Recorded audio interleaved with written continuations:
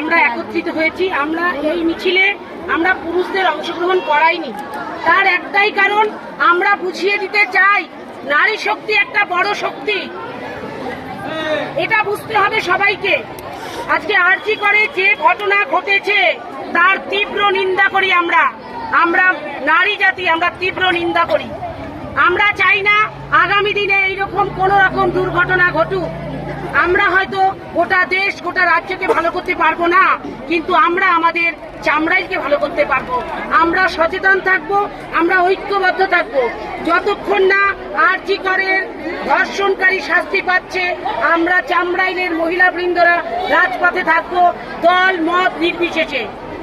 আগে আমরা মহিলা, আগে আমরা নারী, আমরা কারো মা, কারো বোন, কারো দিদি, এটা আগে আমাদের চিন্তা করতে হবে।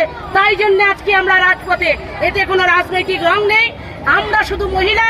তাই আপনাদের সকলকে আহ্বান জানিয়েছি, আপনারা আমাদের প্রত্যেকের ডাকে সাড়া দিয়েছেন, আপনারা এভাবে থাকবেন।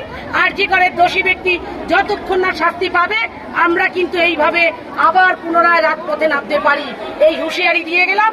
এখান থেকে এই কথা বলে আজকের এই অংশগ্রহণ আমরা প্রত্যেকে নিজের ব্যক্তি সত্তা জাগাবার জন্য এখানে এসেছি, এই কথা বলে আমি আজকের মিছিল এখানেই শেষ করছি। ধন্যবাদ, আপনারা ভালো থাকবেন।